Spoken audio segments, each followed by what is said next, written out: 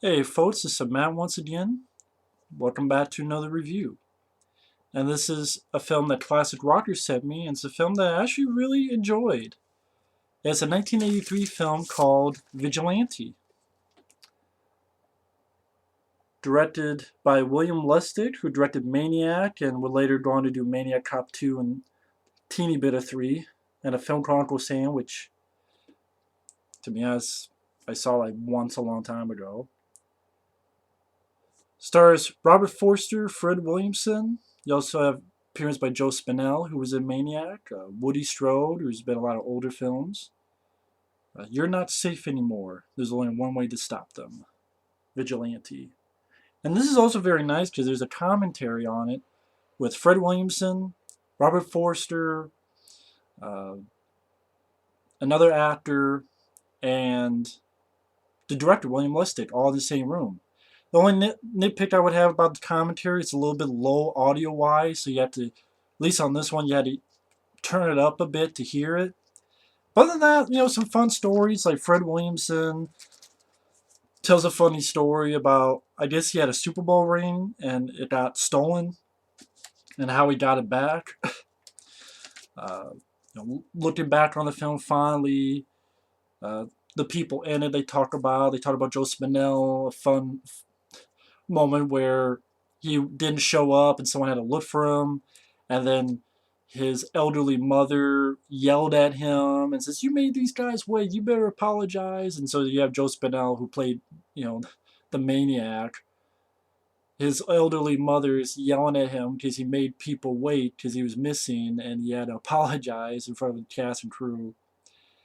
Um, oh, another nice moment. Steve James, who was in American Ninja 1 and 2 and 3. He was in The Exterminator, and he dies in both that and this film. He has a small role in this. I like that they speak very fondly on Steve James, like Robert Forster and William Lustig and stuff. They speak very fondly of him. I really like that. Very fun commentary. Really enjoyed the commentary. So this is great. Thank you, Classic Rocker, for all these movies. Had to take a lot of time to do this. So, and not only to ship them out, but just to do these. So thank you so much. If he's watching, but I really enjoy this film. I have some little problems with the film, but overall I really enjoyed it. I mean, the plot is pretty much Robert Forster's his family man. He has a wife and a kid. His wife helps some. His wife helps a stranger out, and she gets bit on the ass about it later because pretty much these gang members come in, they fuck her up, they kill the kid, little boy, done tastefully enough, which I appreciated. I mean, I like I saw in Prison 13, the original, and that was ballsy. But still, the way they did it, I like the way they did it. Like the kids hide behind a shower curtain, an asshole's there with a shotgun, and it cuts to outside. You see glass being blown out and little bits of blood. So you got the idea, and it's still harsh. And even though Fred Williamson has a couple pals in a vigilante gang, and you see him going around doing some stuff, Robert Forster didn't want to be a part of it because he believed in the justice and the law, and even now he still believes in justice and the law, and he goes to court with one of the guys. Joe Spinell is the bad guy's lawyer. Uh,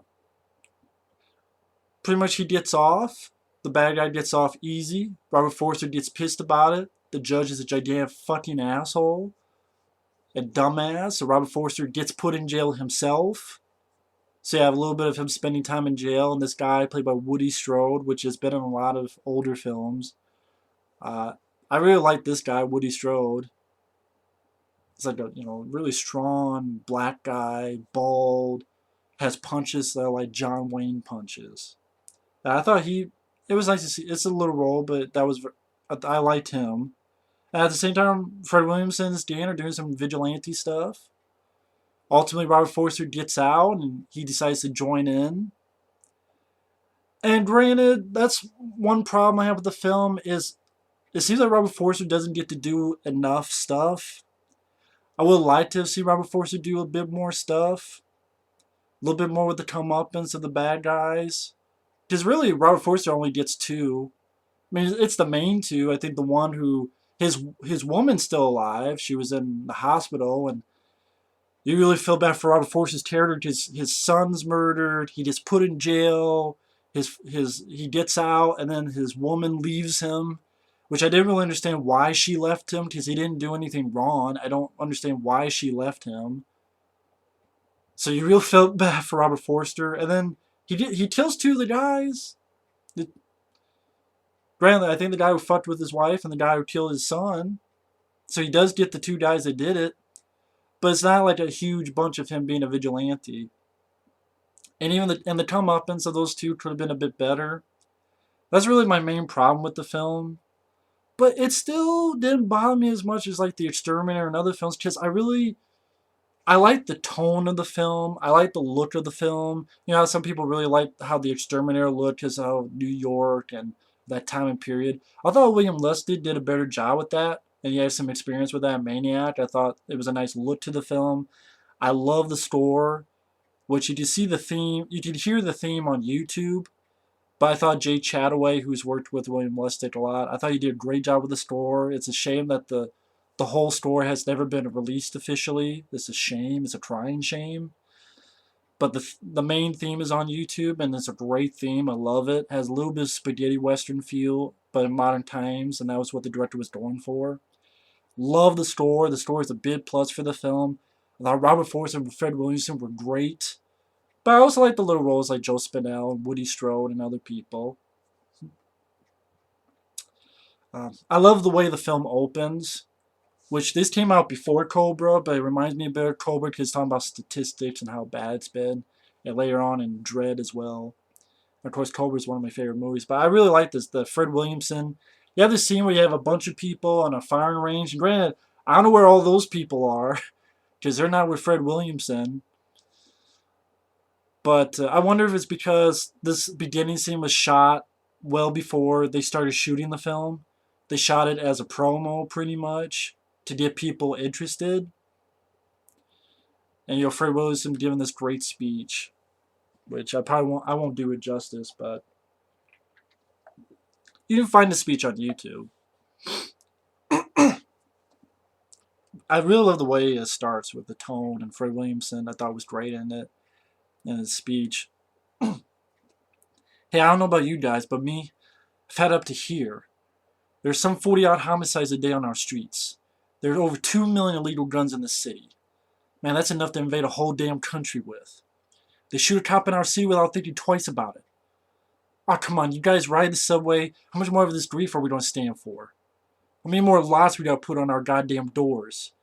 Now, we ain't got the police, the prosecutors, the courts, or the prisons. I mean, it's over.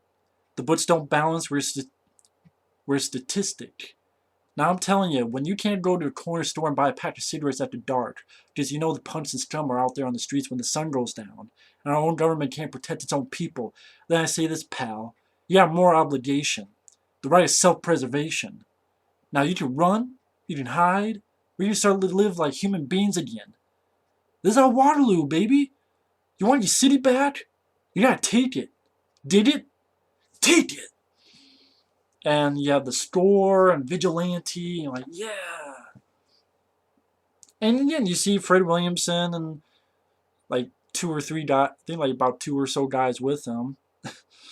But that's fine. Seeing Fred Williamson kick some ass, beat some folks up, or this other scene where has a shotgun and shoots some, practical shotgun squibs, bloody, which is cool.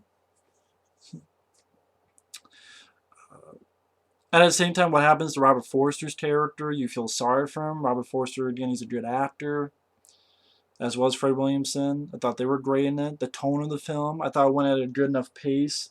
It's about an 80, 90-minute movie, so I was never bored with it. I just like the look of the film and the tone and the music, and I like the main actors. And then, his wife getting attacked and his son getting murdered and Robert Forster getting fucked over. One thing about that courtroom scene that I don't understand, one thing I have a problem with, is, okay, one of the bad guys pay off Joe Spinell. Pay him off. So you get the idea that Joe Spinell is a lawyer. He's a bit crooked. But what did he really get paid to do? Because all he does is he defends the bad guy, but that's his job. I mean, when you get hired, their job is to defend someone no matter what. Kind of like, you see later films like Primal Fear and other stuff. That's his job, and he does that. That's all he does. So what did he get paid to do?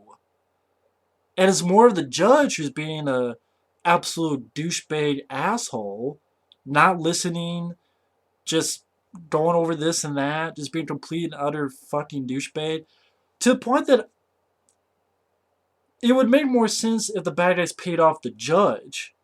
So it made sense why the judge is doing this and acting this way. To me, it just makes him look like the worst judge of all time. And competent as all hell.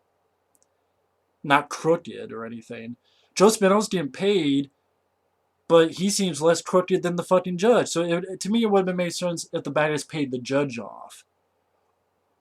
Or Joe Spinell said, okay, I'm going to use this to pay off the judge as well. If they said that, I didn't catch it. And if they didn't say it, they fucked up. I mean, I think that's one thing they could have done. That's one negative I'd say about it. That didn't really make sense to me. But that judge gets his comeuppance later for being a dumbass. Then you get a little bit of Robert Forster in jail.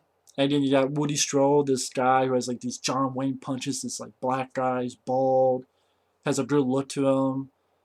I forget what movies he's been in, like older films. Then he has like strong punches like John Wayne, helps Robert Forster out.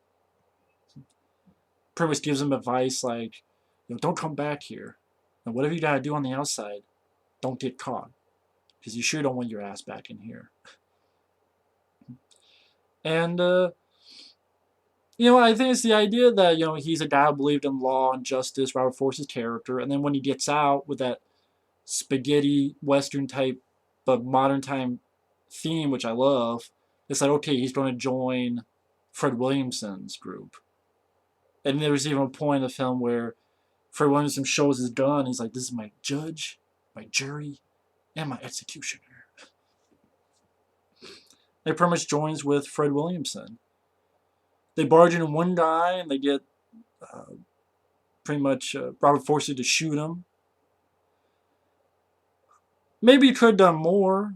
A little bit more bullet squibs or a big bullet squib to the head or something like that. But at least the guy gets to shoot the guy who fucked with his wife.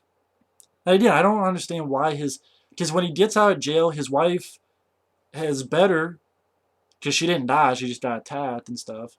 But she leaves Robert Forster's ass. And I'm like, why did she leave his ass?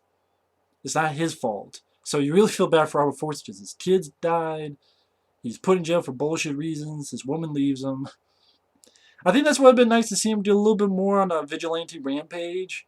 Or a little bit more with the comeuppance of these guys. Because even then, like, when that guy gets killed, and I really like this, where you have this girl who was with the guy, and she comes out of the bathroom, and Fred Williamson has to shoot her, and she, like, flies back. Like, it's a really well-done stunt. Like, she flies back right into this bathtub, and, bullet squib, and I'm like, ooh, shit, that's a good stunt.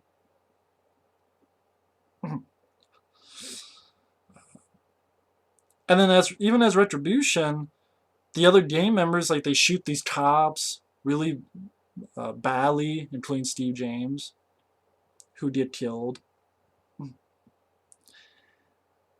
And then pretty much it leads to Robert Forster having a conversation with Fred Williamson, or more like Fred Williamson have a conversation with him.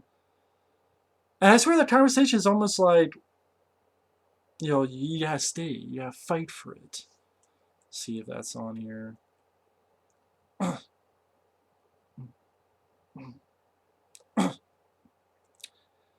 Yeah, this is like his last line of dialogue for Williamson. You still walk around in the dark, man. You want to run? Go ahead. After you, then Burke, Ramon, and maybe me. But I'll tell you this. Sooner or later, we're going to run out of places to hide. What do we do then, huh? Climb on some high mountain where it's nice and safe like in the suburbs? Wrong. After these punks and scum finish turning this whole neighborhood into a cesspool, what makes you think they're not going to look up at that high mountain of ours and want that too. The word's out on the street, man. The bomb is about to fall out. They want us bad, but they're coming after you first. These are our homes.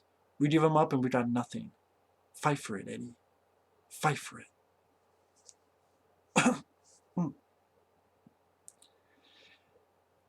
And that leads me to believe that because afterward he sees the guy he's the guy that killed his son, get in a car chase, chases the guy up, grabs the guy, and the guy's like, kill me, death don't mean shit to me. And if Robert Forster does, like, it does to me, and throws the guy off the building.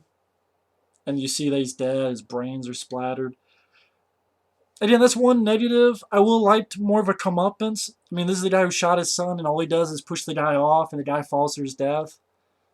Should have been at least like a couple of fisticuffs, a couple, punches.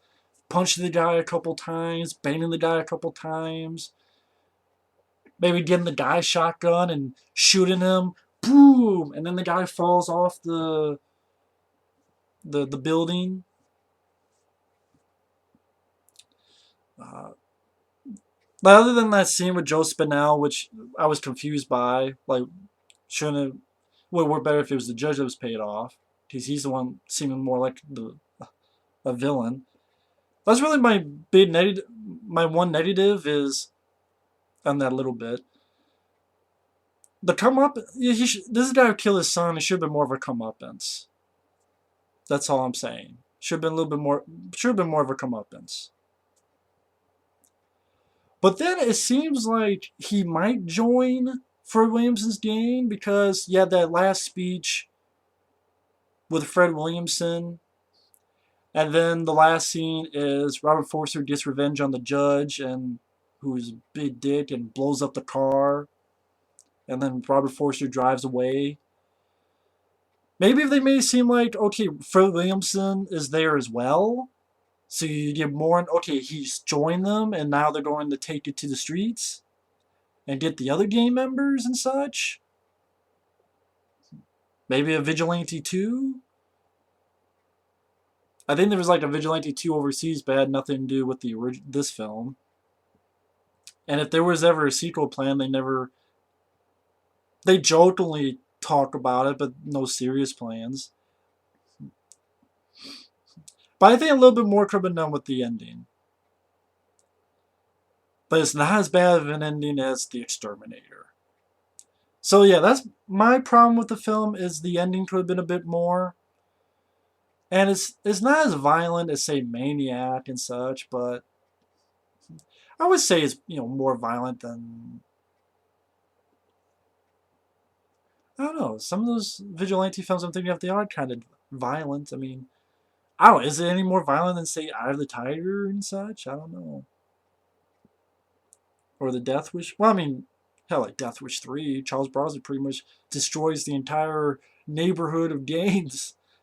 Actually, the whole city of New York of gang members. Which is why Death Wish 3 is my favorite. It really is. But I really enjoyed this film overall, though. Despite, I think the ending could have been done better. A lot of the dialogue scenes I really enjoy, especially from Fred Williamson. I really like him and Robert Forster in the film. I like the tone in the film. I thought it went at a decent enough pace. I was never bored. I like even small roles like Woody Strode and Joe Spinell. Really enjoyed the score by Jay Chataway. Fred Williamson, when he's with his little Vigilante game, was cool to watch. And, I mean, obviously this was done on a low budget, so they could only do so much. But still, I really enjoyed the film. I really liked the film. Great score, great principal cast. Actually, William Lustig, the reason he got Robert Forster, because he really enjoyed Alligator. So he offered him the part based off Alligator.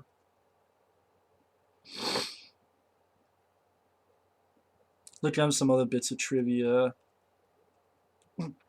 Frank Paish, that's the other actor who was on the commentary. Not sure how to pronounce his last name.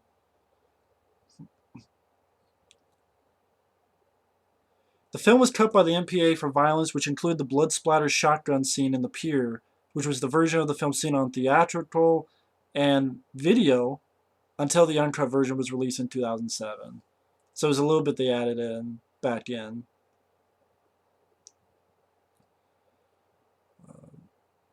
The second film, which Wutunya Alda, who was the mother, the woman of Robert Forster, has had her child shot by a shotgun. In this film, her and Robert Forster's son was killed by the gang. In her previous film, Amityville 2, her children herself were killed by her possessed son, Jack.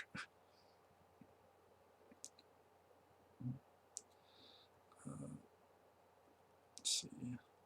Just looking through it.